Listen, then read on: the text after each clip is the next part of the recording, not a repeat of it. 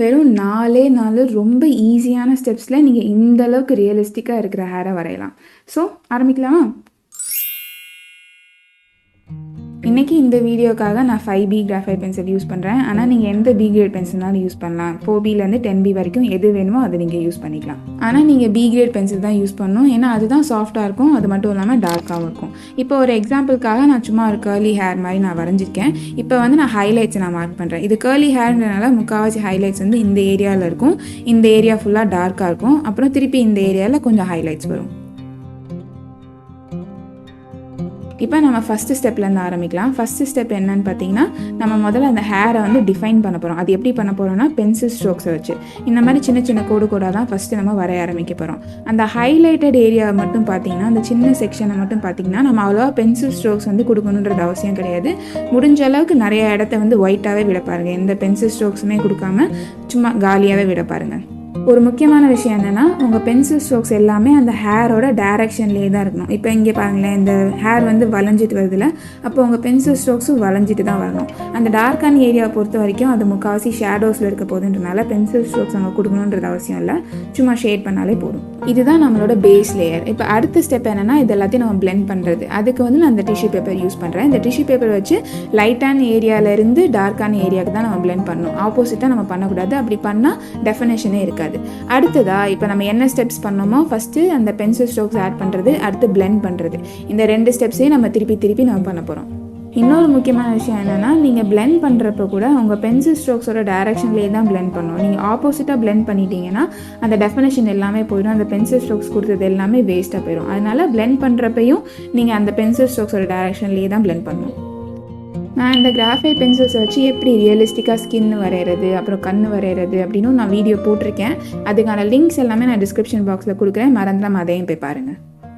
இப்போ இந்த ட்ராயிங்கை பொறுத்த வரைக்கும் எனக்கு எவ்வளோ லேயர்ஸ் வேணுமோ அந்த லேயர்ஸ் எல்லாம் கொடுத்ததுக்கப்புறமா நம்ம 3rd ஸ்டெப்புக்கு போகலாம். அது வந்து ஹைலைட்ஸ் கொடுக்குறது. ஹைலைட்ஸ்க்கு வந்து நான் அந்த மாதிரி ஸ்டிக்கர் எரேசர் தான் யூஸ் பண்ணுறேன். இதை யூஸ் பண்ணி எனக்கு எங்கெல்லாம் ஹைலைட்ஸ் வேணுமோ அங்கெல்லாம் நான் வந்து அழிக்க போகிறேன். உங்ககிட்ட சப்போஸ் இந்த ஸ்டிக்கர் எரேசர் இல்லை அப்படின்னா, அமேசான் ஒன்று எதுக்கு இருக்குது, வாங்குறதுக்கு தானே இருக்குது, போய் வாங்குங்க. இது ரொம்ப யூஸ்ஃபுல்லாக இருக்கும். நான் அந்த ஹைலைட்ஸை கொடுக்குறப்ப கூட பாருங்களேன், அந்த ஹேரோட டைரக்ஷன்லேயே தான் நான் கொடுக்குறேன். அந்த பென்சில் ஸ்ட்ரோக்ஸ் எந்த டைரக்ஷனில் கொடுத்தேனோ அதே டைரக்ஷனில் தான் நான் கொடுக்குறேன். ஏன்னா அதுதான் ரொம்ப முக்கியம். ஏன்னா அதுதான் வந்து உங்களோட ஹேருக்கு வந்து ஷேப் கொடுக்க போகுது. அப்போ அதை வந்து நம்ம சும்மா ரேண்டமாக வரைஞ்சிட்டோன்னு வச்சுக்கோங்களேன், அது பார்க்குறதுக்கு நல்லா இருக்காது. ஏன்னா ஹைலைட்ஸும் ஷேடோஸும் அந்த அளவுக்கு முக்கியம். அடுத்ததான் இதை லைட்டாக நான் பிளெண்ட் பண்ணிவிட்டு திருப்பியும் நான் அதை முதல்ல செய்ய போகிறேன்.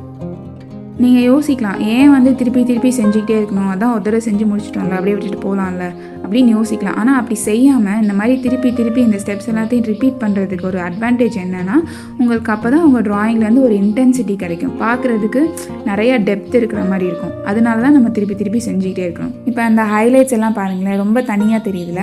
அதனால் அதுக்காக அந்த ஷார்ப்பான பென்சில் வச்சு ஃபஸ்ட்டு ஸ்டெப் நம்ம என்ன பண்ணோமோ அதை தான் திருப்பி இப்போ ரிப்பீட் பண்ண போகிறோம். இப்போ எப்படி வந்து நம்ம பென்சில் ஸ்ட்ரோக்ஸில் குட்டியாக அந்த ஹேர் ஸ்ட்ராண்ட்ஸ்லாம் வரைஞ்சோமோ அதே தான் இப்போ நான் திருப்பி பண்ண போகிறேன். இது நான் ஏன் பண்ணுறேன்னு பார்த்தீங்கன்னா, அந்த ஹைலைட் வந்து அந்த ஹேரோட ஒரு பார்ட்டாக தெரியணும். அப்படி தெரியாமல் கொஞ்சம் துண்டாக தெரியுது, தனியாக தெரியுது. அதுக்கு பதிலாக எனக்கு கொஞ்சம் பிளெண்டடாக தெரியணும். அதுக்கு தான் இப்படி பண்ணுறேன். இப்போ கடைசி ஸ்டெப்பாக நான் வந்து இந்த ஃப்ளைஓவர் ஹேர்லாம் கொடுக்க போகிறேன். ஃப்ளைஓவர் ஹேர்னால் இந்த தனியாக தூக்கிட்டு இருக்கோம்ல, அந்த முடியெல்லாம் தான் ஃப்ளைஓவர் ஹேர். இதை வந்து நம்ம கொடுத்தே தீரணும். அது ஏன்னு பார்த்திங்கன்னா, நம்ம வந்து நேச்சுரலாக ஒருத்தவங்களோட முடியை பார்த்தோன்னு வச்சுக்கோங்களேன், அது வந்து ஒரு செக்ஷன் கிடையாது. அதில் வந்து நிறைய சின்ன முடியாக இருக்கும். சின்ன முடியெல்லாம் சேர்ந்து தான் வந்து நமக்கு இந்த மாதிரி பார்க்குறதுக்கு முடி மாதிரி தெரியுது. அப்போ எல்லா முடியும் ஒரே டைரக்ஷனில் இருக்க போகிறது கிடையாது. எல்லா முடியும் ஒரே மாதிரி பிஹேவ் பண்ண போகிறது கிடையாது. சில இதெல்லாம் தூக்கிட்டு தான் இருக்கும். அதனால தான் நம்ம இதை கொடுத்தே ஆகணும். நான் இதுக்கு வந்து ஹெச் பென்சில் கூட நடுவில் யூஸ் பண்ணுறேன். அது மட்டும் இல்லாமல் இந்த ஸ்டிக்கர் எரேசரையும் சேர்த்து யூஸ் பண்ணுறேன். இது பார்க்குறதுக்கு இப்படி தான் இருக்கும். நான் சொன்ன மாதிரி 4 ஸ்டெப்பு, ஆனால் திருப்பி பண்ணிக்கிட்டே இருக்கணும். இப்போ அதே இது ஒரு ஆக்சுவல் ட்ராயிங் வரப்போ இந்த மாதிரி ஒரு ஹேர் ஸ்ட்ரக்சரை வரைகிறப்ப அது வந்து இதே ஸ்டெப்ஸ் தான் நம்ம யூஸ் பண்ண போகிறோம். ஆனால் இதில் ஒரு வித்தியாசம் என்ன அப்படின்னா, நான் இதை வந்து தனி செக்ஷன்ஸாக நான் பிரிச்சுக்க போகிறேன்.